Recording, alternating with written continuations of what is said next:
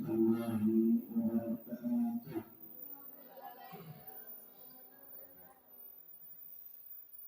Alhamdulillah wa nasta'inuhu wa nastaghfiruh wa na'udzu billahi min shururi anfusina wa min sayyiati a'malina. Man yahdihillahu fala mudilla lahu wa man yudlil fala hadiya lahu. Asyhadu an la ilaha illallah wahdahu la syarika lahu wa asyhadu anna Muhammadan abduhu wa rasuluh. Ya ayyuhalladzina amanu taqullaha haqqa tuqatih wa la tamutunna illa wa antum muslimun. Wa Rasulullah sallallahu alaihi wasallam man salaka tariqan yaltamisu fihi ilman sa'alallahu wa tariqan ila jannah.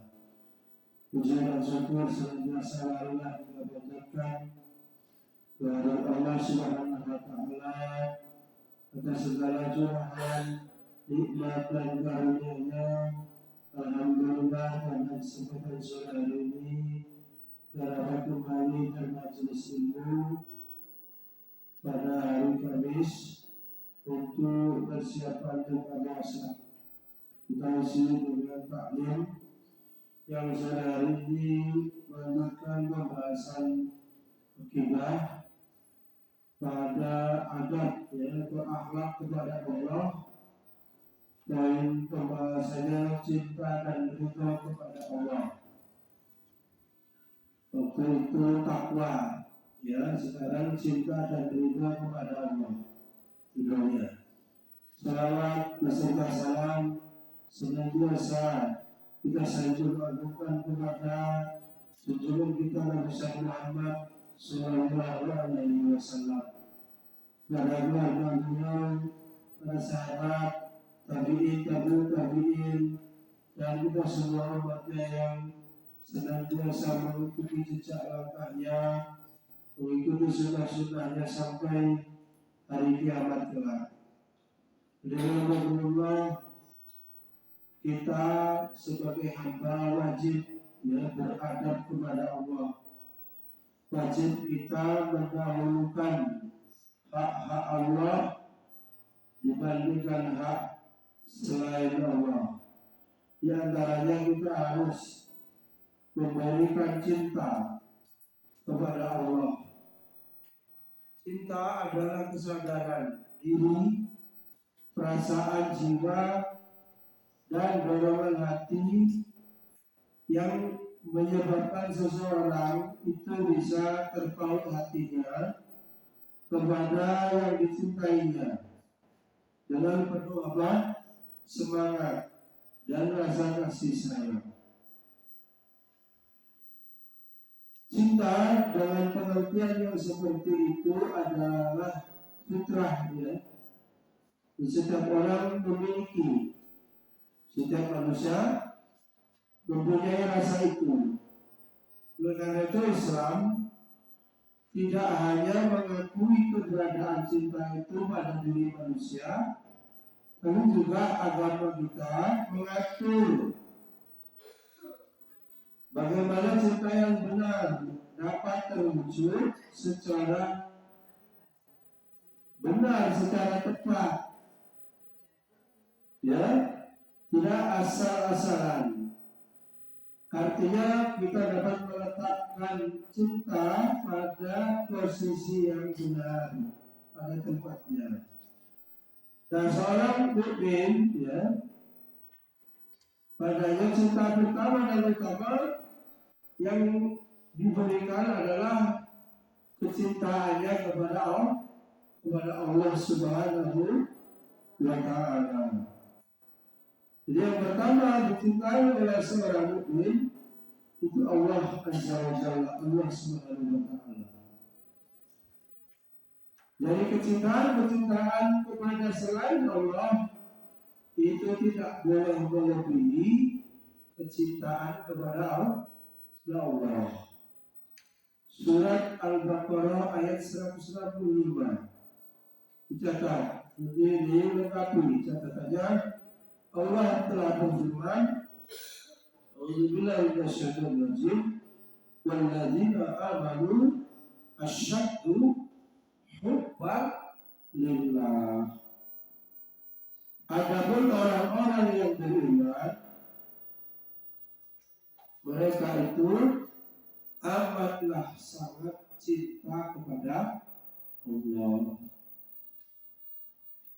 Kalau kita balik, kalau mau ya terbukti kita sebagai orang yang beriman, maka kita harus membuktikan cinta kita kepada Allah, atau bukti ya iman kita kepada Allah itu kita mencintai Allah. Bahkan kita harus mencintai Allah itu lebih dari semuanya, segala-galanya, ya. Sebab kita menyadari bahwa Allah yang menciptakan kita, ya. Kita sadari bahwa Allah yang menciptakan alam semesta, dan Allah yang menciptakan seluruh isinya. Semuanya itu pada dasarnya diciptakan Allah untuk kita manusia, bukan untuk yang lain, ya. Allah lah yang mengatur, ya, memelihara semua itu dengan kasih sayangnya, dengan kemurahannya, dengan rahmatnya. Allah menyediakan semua yang diperlukan untuk kehidupan manusia, ya. Allah turunkan hujan untuk siapa? Manusia. Dengan hujan kemudian apa? Rumput tumbuh. Rumputnya untuk makan siapa? Hewan ternak. Hewan ternaknya nanti disembelih untuk siapa? Manusia. Ya, pada dasarnya seluruh, ya, pengaturan alam, ya, semesta ini diperuntukkan untuk manusia.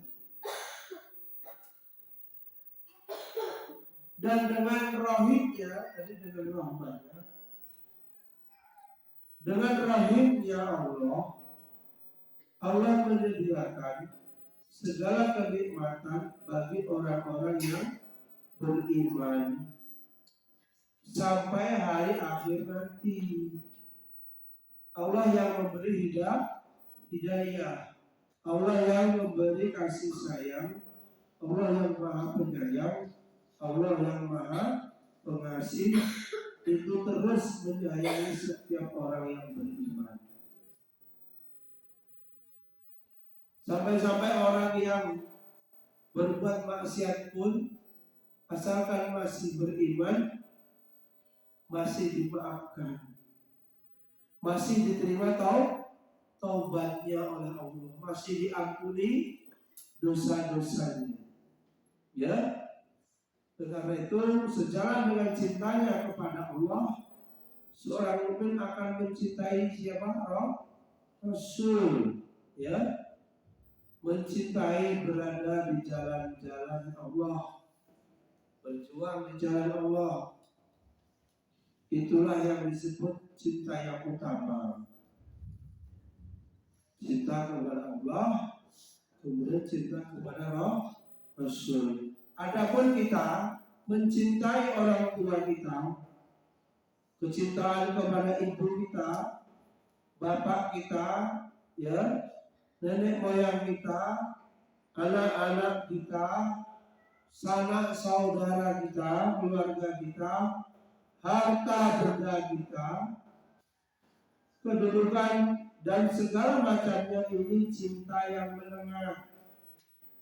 Tadi yang utama kepada Allah dan Rasul.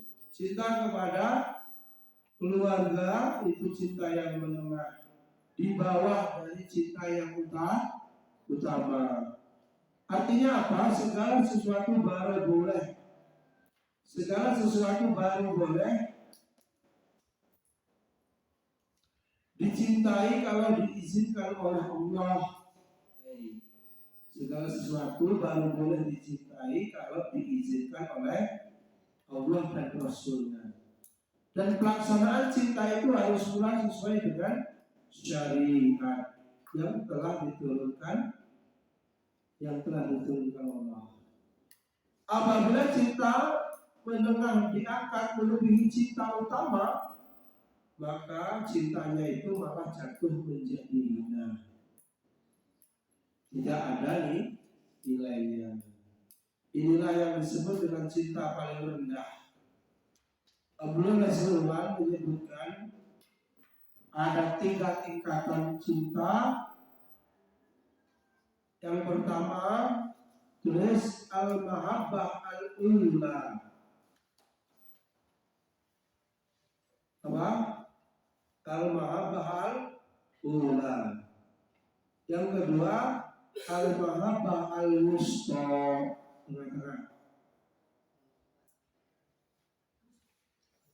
Dan yang terakhir, yang ketiga, al-mahabbah al-adna, yang hina, yang rendah. Apa tadi? Yang pertama, al-mahabbah al-ula. Yang kedua, al-mahabbah al-wusta. Yang ketiga, al-mahabbah al-adna, yang rendah. Itu pembagian berdasarkan pada surat Taubah ayat 24.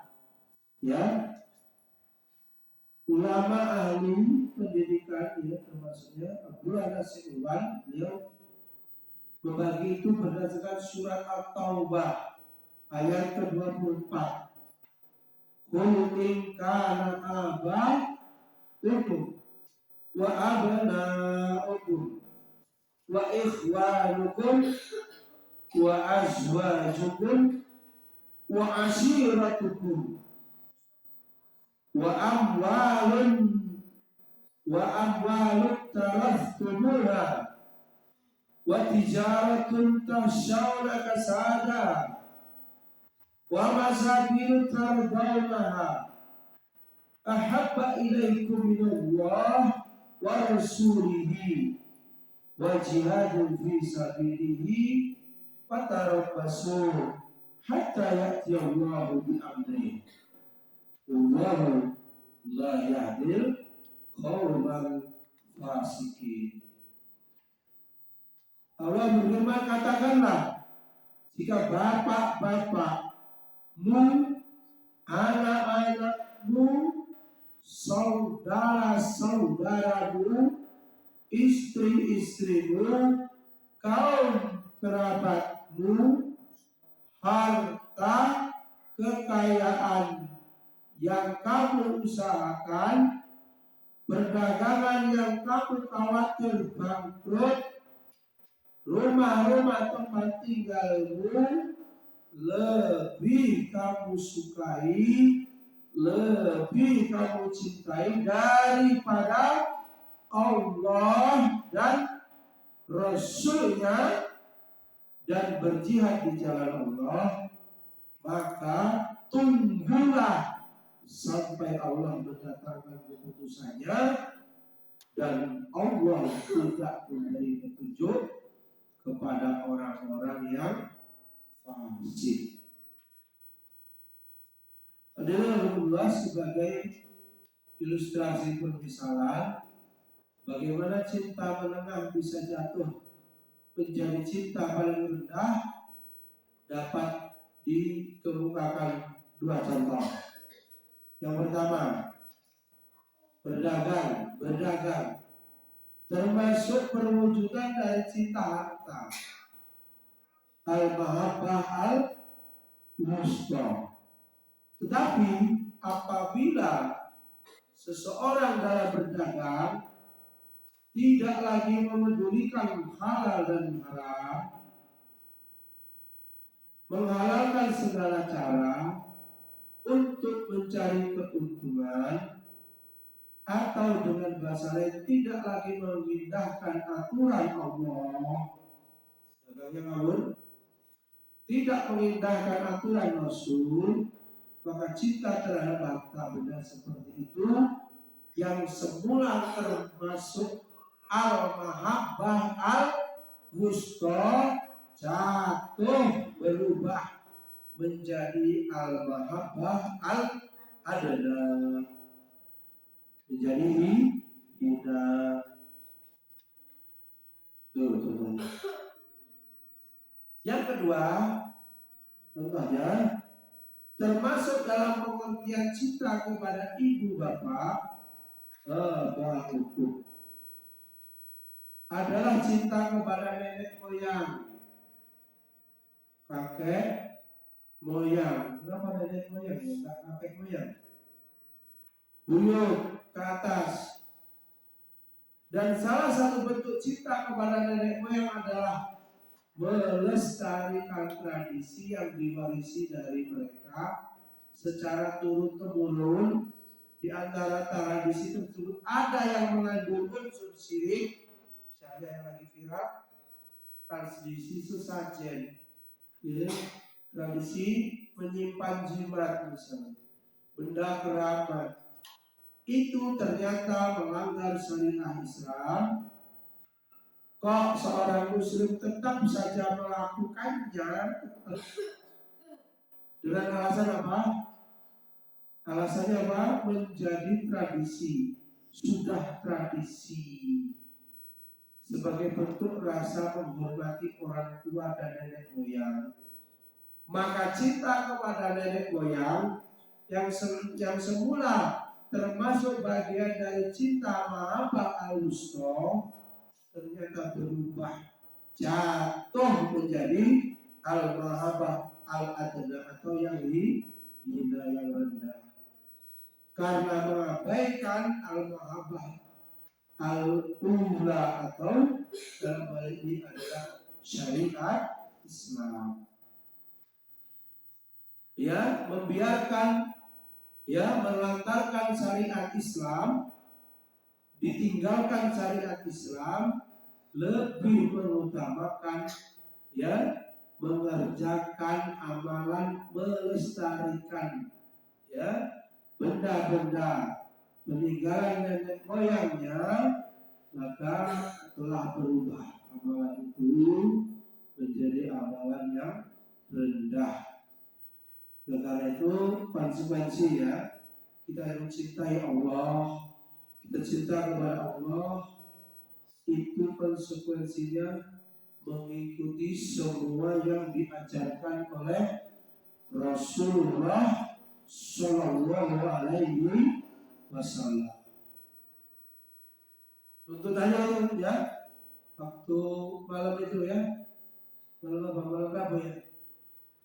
Taklim, ya, tidak bisa mengenal ajaran Islam kalau kita tidak mengimani dan mencintai Rasulullah. Dan tuntutannya begitu, ya. Kita mencintai Allah, kita juga tuntutannya mencintai Rasulullah. Dengan Rasulullah, Allah juga telah berfirman, "Qul in kuntum tuhibbunallah fattabi'uni." Jika benar-benar kamu mencintai Allah, ya, ikutilah aku. Yuhibbukumullah. Niscaya Allah akan mengasihi dan mengampuni dosa-mu. Yaghfir lakum dzunubakum wallahu ghafurur rahim. Padahal Allah, ya, di samping itu secara khusus dijelaskan oleh Allah Subhanahu wa Ta'ala dalam beberapa ayat Al-Quran bahwa Dia mencintai orang-orang dengan sifat dan amal tertentu. Misalnya Allah mencintai orang-orang yang satu berbuat ihsan, berbuat yang terbaik. Kemudian Allah mencintai orang-orang yang bertaubat. Innallaha yuhibbul muhsinin, innallaha yuhibbul mutatahhirin. Ya, Kemudian juga Allah mencintai orang-orang yang muttaqin, orang-orang yang bertakwa. Kemudian orang-orang yang innallaha ma'as-sabirin, innallaha yuhibbus sabirin, Allah mencintai orang-orang yang sabar. Kemudian juga Allah mencintai orang-orang yang wala rabbihim yatawakkalun, orang-orang yang bertawakal, berserah diri kepada Allah. Kemudian juga Allah mencintai orang-orang yang iktilu, ya, wa aqrabu taqwa, ya, innallaha ya'muru bil adli. Sesungguhnya Allah menyuruh orang-orang berbuat adil, ya. Kemudian juga bersih, tahur, yuhibbul mutahhirin. Kemudian juga orang-orang yang berpegang di jalan Allah, sofan ka'annahum bunyanun marsus, berada di sof, ya, sof yang lurus, barisan-barisan yang lurus dalam membela agama Allah. Karena itu bila seorang mencintai Allah Subhanahu wa taala, tentu ya dia akan selalu berusaha melakukan segala sesuatu yang dicintai Allah.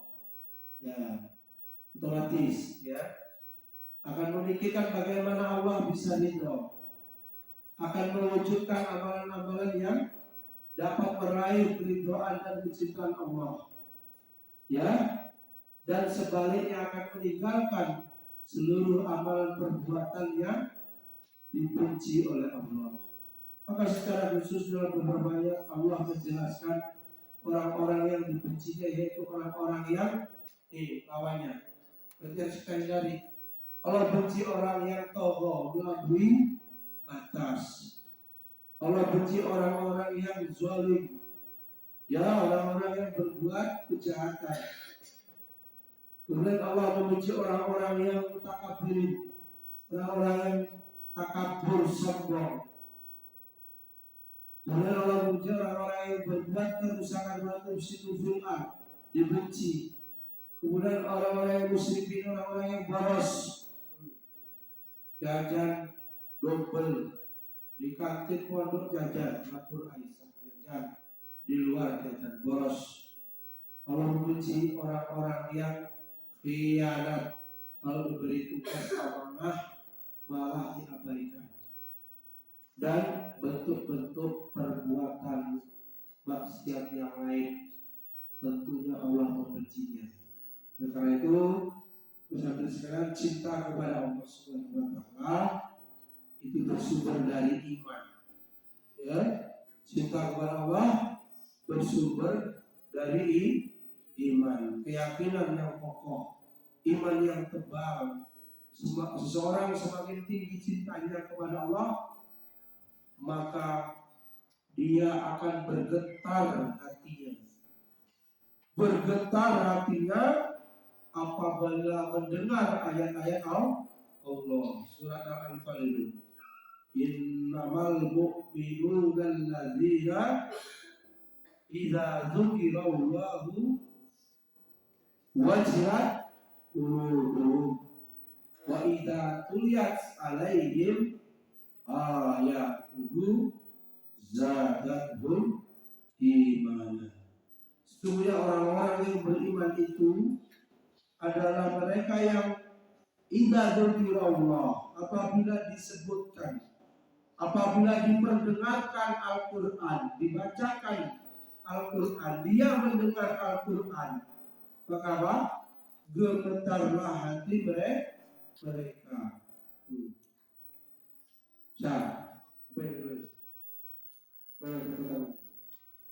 Maka gemetar hati mereka. Bahkan dalam satu hadis Rasulullah SAW menjelaskan bahwa seseorang akan merasakan manisnya iman tatkala ia mampu mencintai Allah dan Rasulnya melebihi segala-galanya, melebihi cinta kepada selainnya.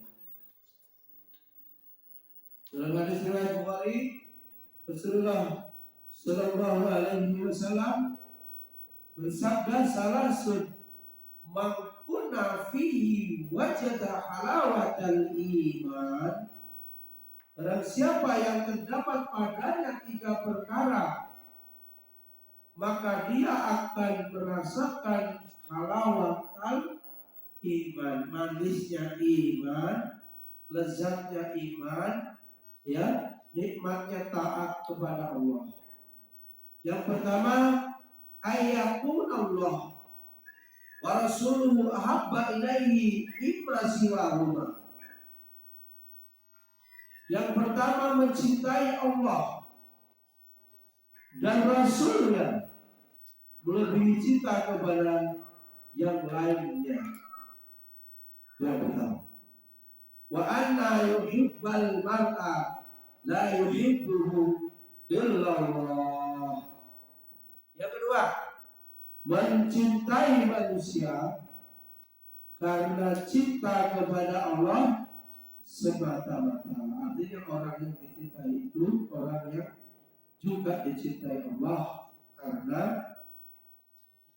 kebaikan agamanya, karena kebaikan akhlak. Yang kedua. Yang ketiga, wa an yakrahu ayyuda fil kufri kama yakrahu ayyuda fil nar. Membenci kembali kepada kufur seperti kebenciannya bila dilemparkan ke dalam api. Riwayat Bukhari. Adalah kedua, sejalan dengan cinta, seorang muslim harus dapat bersikap ridho. Seorang muslim harus bersikap ridho. Ridho bil qada, ridho dengan seluruh ketetapan Allah, ridho dengan seluruh keputusan Allah terhadap dirinya. Artinya kita harus menerima, artinya kita harus lapang dada, artinya kita tidak menolak sedikit pun apa yang Allah berikan.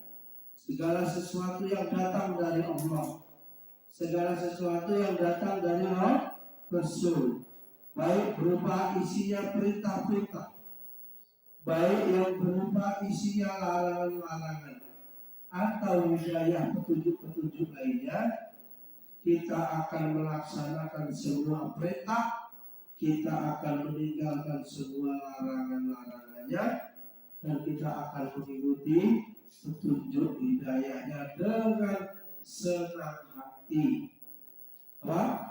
Dengan senang hati. Berpuasa sudah senang hati. Jadi membaca Al-Quran senang hati. Meninggalkan bully, masyarakat. Ya, katanya Bang Iqbal dibully, akhirnya pindah pondok sini. Ya, katanya hari Minggu mau mulai pondok.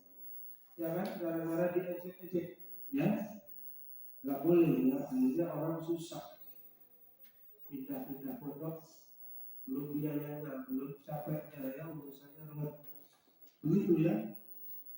Ketika orang berbuat zalim kepada orang lain, ya, akhirnya merugikan orang lain, akhirnya nanti kalau di akhirat dituntut gimana itu? Ya, atas perbuatan-perbuatannya.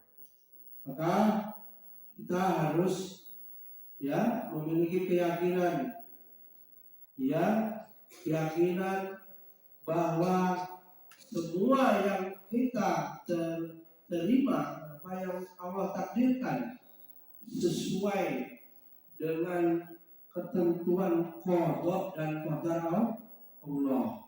Sebagai bentuk apa?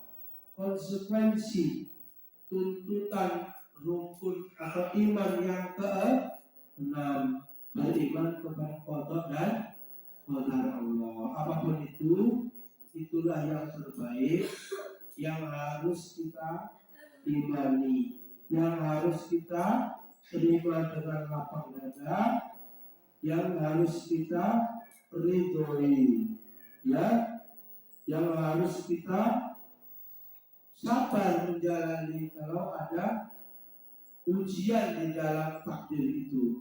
Kalau ada musibah di dalam ketetapan Allah itu, kita dapat mengambil pelajaran dari semua peristiwa yang Allah takdirkan.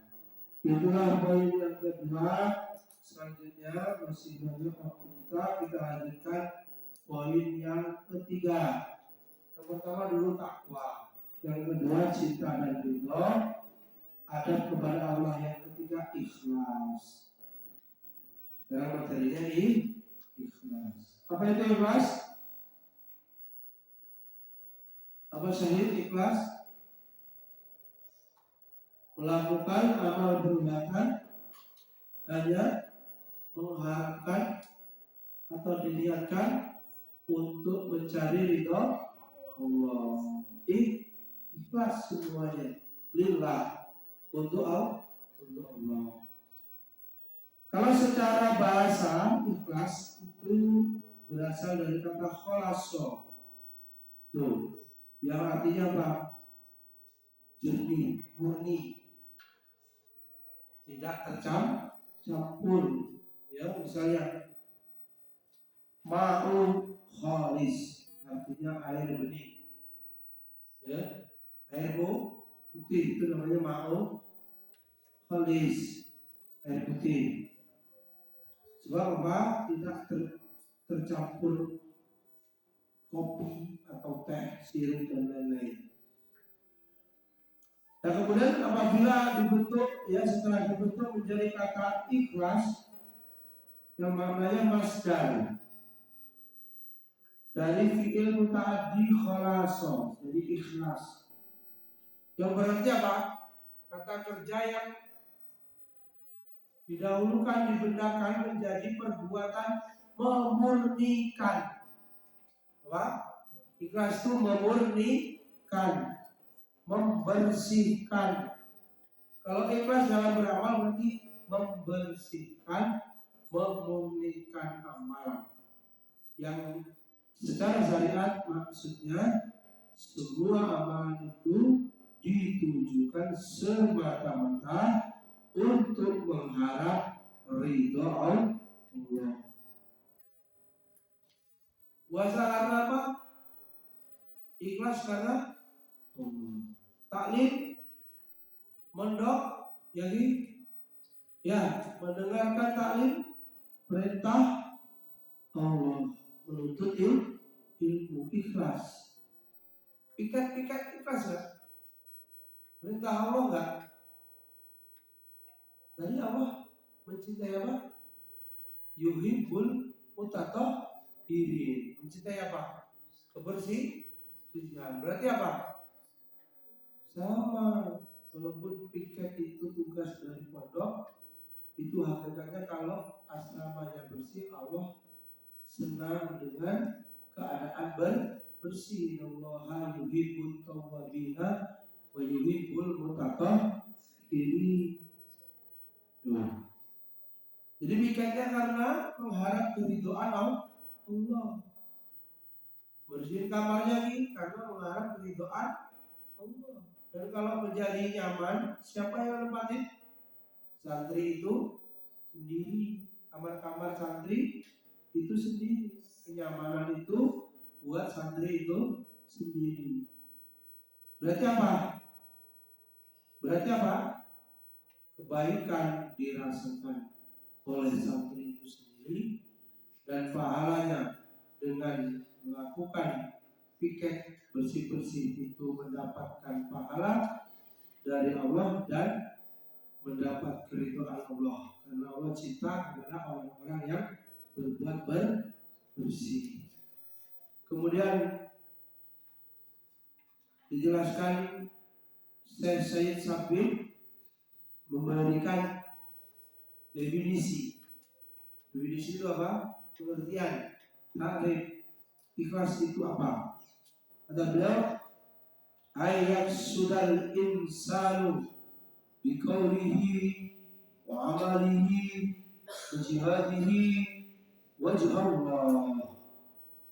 Seseorang berkata ikhlas itu adalah beramal dan berjihad Mencari apa? Ridha Allah.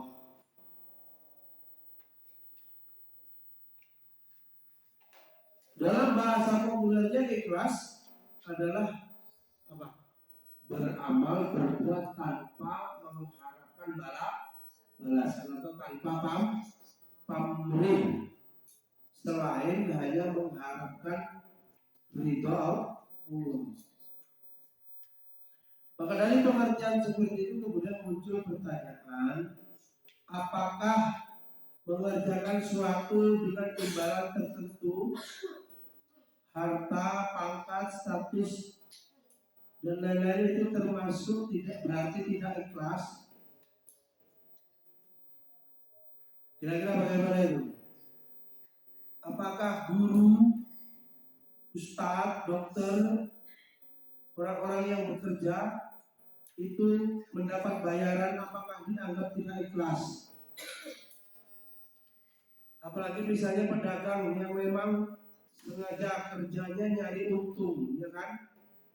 Selisih dari modal untung namanya. Maka untungnya itu yang dia cari, apakah itu tidak ikhlas pedagang? Maka dalam hal ini di antaranya ada yang memberi penjelasan. Pertama, ada amal dunia, kedua ada amal akhirat. Untuk yang duniawi boleh menerima imbalan materi, yang ukhrawi tidak boleh. Persoalan baru pun muncul tatkala mendefinisikan mana yang duniawi, mana yang ukhrawi. Oleh sebab itu di bawah ini akan dijelaskan ada kriteria keikhlasan.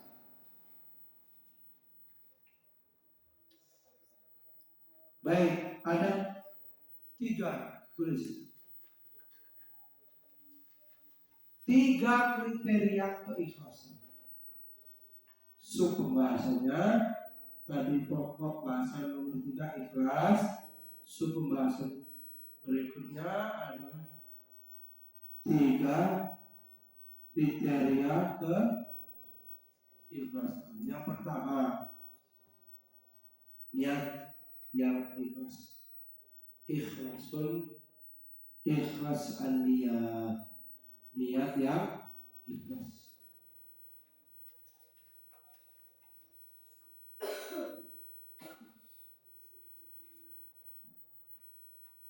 Dalam Islam faktor niat sangat penting. Faktor niat sangat penting.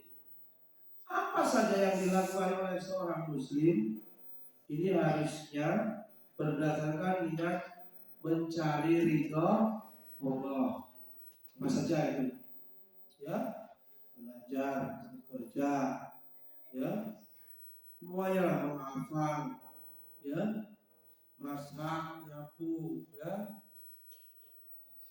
ya, semuanya mencari ridha Allah Subhanahu wa taala. Lillahi rabbil alamin. Benar lah? Udah bisa begitu belum? Meski kalau suruh bikin puasa, susahnya ya, dicari-cari dulu. Ini bukan berdasarkan motivasi yang lain. Dikisahkan bahwa seorang laki-laki hijrah ke Madinah bukan karena mencari ridho Allah Subhanahu wa taala, tetapi karena ingin menikahi. Yang dinikahi itu namanya Ummu Qais. Dikisahkan semula laki-laki itu sudah berketetapan hati untuk menetap di Mekah. Tapi karena mau menikahi yang namanya Ummu Qais itu ada di Madinah, maka sahabat ini ikut hijrah bersama Rasul dan kaum muslimin yang ada pada waktu itu. Tetapi karena Ummu Qais calon istrinya yang sudah mantap untuk ikut hijrah mengajukan syarat bahwa dia baru bersedia dinikahi di Madinah, maka dengan motivasi seperti itulah laki-laki itu tadi hijrah ketika ditanyakan oleh sahabat yang lain, ya, kepada Rasulullah SAW, apakah hijrah seperti itu diterima di sisi Allah Subhanahu wa Ta'ala? Hijrah bukan karena Allah, mengikuti Rasul, karena di Mekah belum kondusif, sangat banyak penyerangan. Rasulullah hijrah ke Madinah. Ada yang ikut sahabat Nabi, tapi ternyata dia ikut itu karena ingin menikahi Ummu Qais. Maka ketika itu ditanyakan oleh sahabat Rasul kepada Rasul, Rasulnya menjawab, ini asbabul wurud hadis yang antum sudah hafal itu, innamal a'malu niat. Dijawab oleh Nabi, innamal a'malu niat wa innamal likulli imrin ma nawa, wa man kana hijratuhu ila Allah wa rasulihi wa hijratuhu ila Allah wa rasulihi wa man kana hijratuhu lidunya yusibuha lalu berarti yang kedua wa hijratuhu ila ma hajara ilaihi. Nabi itu tadi apa? Asbabul wurud, sebab-sebab turunnya hadis. Kemudian ini yang kita baca namanya apa?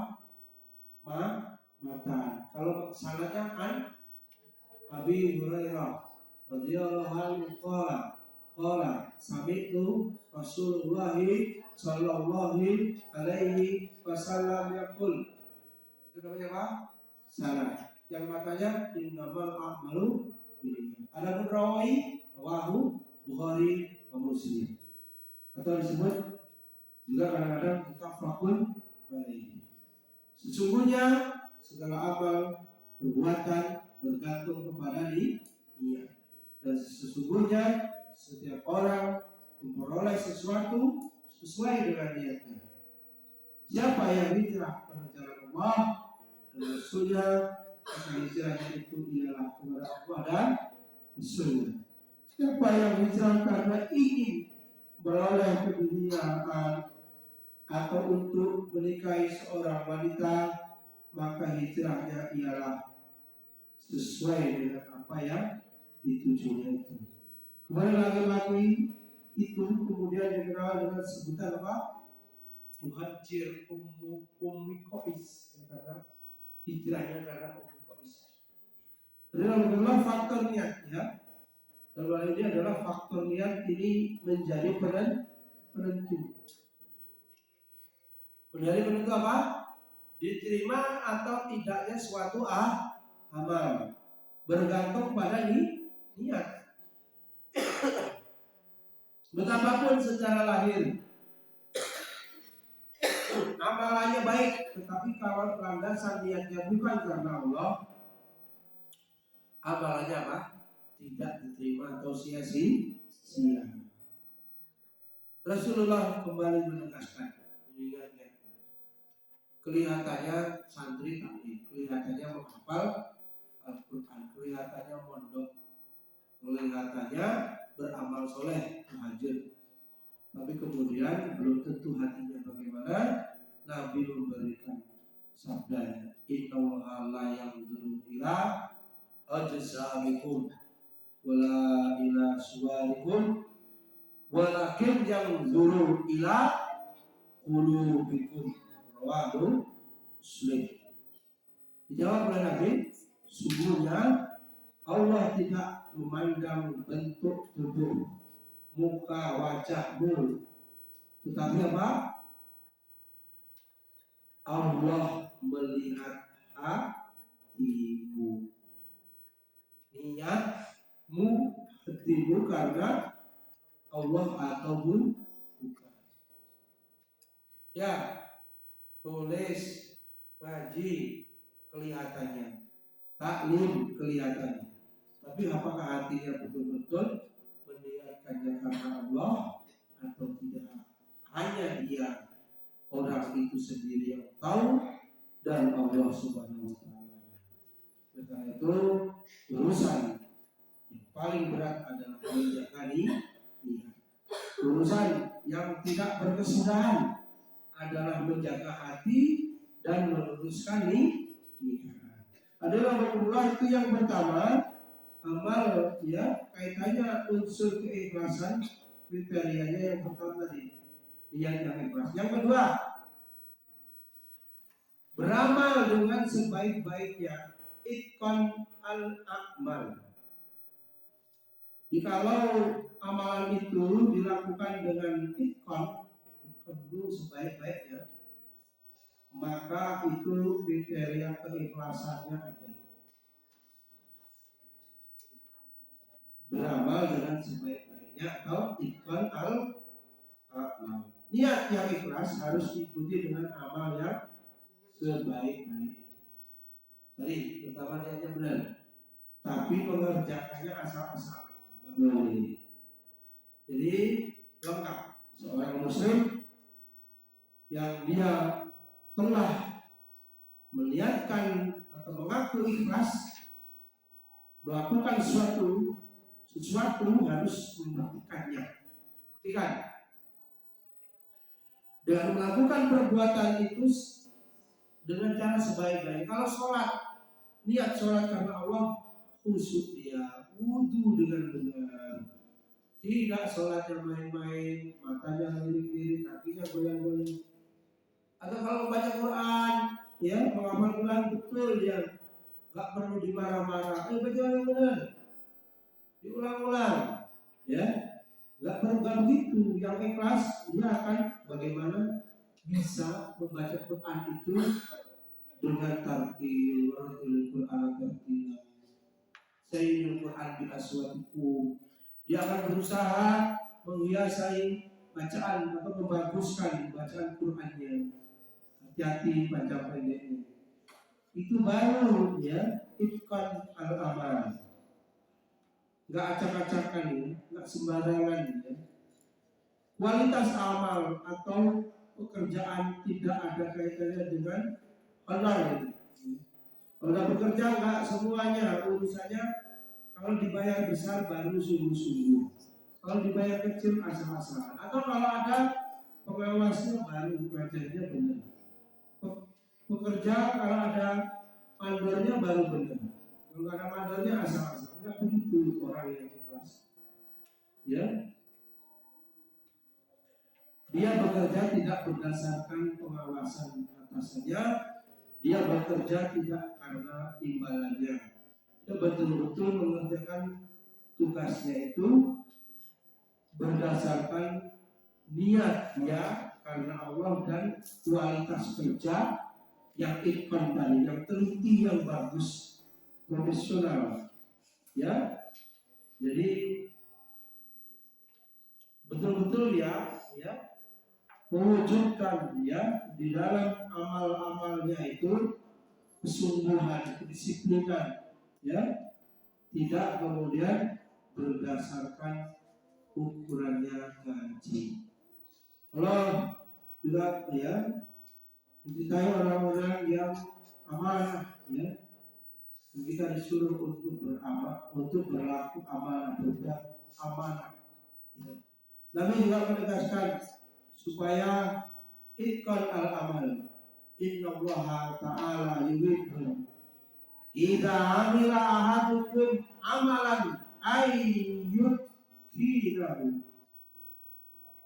Sesungguhnya Allah Subhanahu wa ta'ala menyukai bila seseorang beramal, dia melakukan perbuatan itu dengan sebaik-baiknya. Riwayat Baihaqi.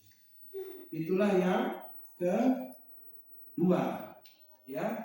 Yang kedua ini beramal dengan sebaik-baiknya, itqan al-amal. Itulah ya kriteria orang yang ikhlas yang kedua. Adapun orang yang ikhlas yang ketiga, kriterianya adalah pemanfaatan hasil usaha dengan tepat, ya.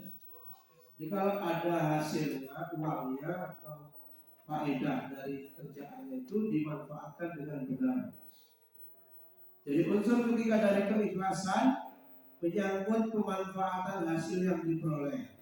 Misalnya yang menuntut ilmu, ya, talim atau pelajaran-pelajaran yang ada itu, ya, setelah seorang muslim berhasil melalui 2 tahap keikhlasan. Jadi yang awal apa? Niat ikhlas karena Allah. Berarti yang kedua belajar dengan rajin. Bekerjanya sungguh kalau santri belajarnya dengan tekun, rajin dan disiplin. Maka kemudian santri berhasil ya lantaran dia rajin, disiplin, tekun, patuh pada guru, berhasil mendapatkan ilmu yang kemudian ditandai dengan keberhasilan umpamanya lulus ya, atau bagi rapat nilainya bagus atau jadi sarjana kalau kuliah. Maka setelah itu ilmu yang diperoleh itu dimanfaatkan ya untuk kepentingan dirinya sendiri atau untuk kepentingan atau juga untuk kepentingan Islam. Tuh. Tentu untuk dirinya diamalkan dapat pahala. Atau kalau untuk bekerja dapat duit, apakah hanya sampai di situ? Ternyata dituntut untuk berdakwah, untuk berjuang, mengajarkan ilmunya, untuk mengajari umat, untuk menyebarkan Islam, untuk menjelaskan mana yang halal, mana yang haram kepada umat, apalagi umat yang belum tahu. Baru itu ikhlasnya benar. Itu apabila contohnya seorang penuntut ilmu, ya, dia gunakan ya hasil belajarnya itu untuk hal yang bermanfaat. Apabila pedagang, misalnya gimana pedagangnya? Waalaikumsalam warahmatullahi wabarakatuh.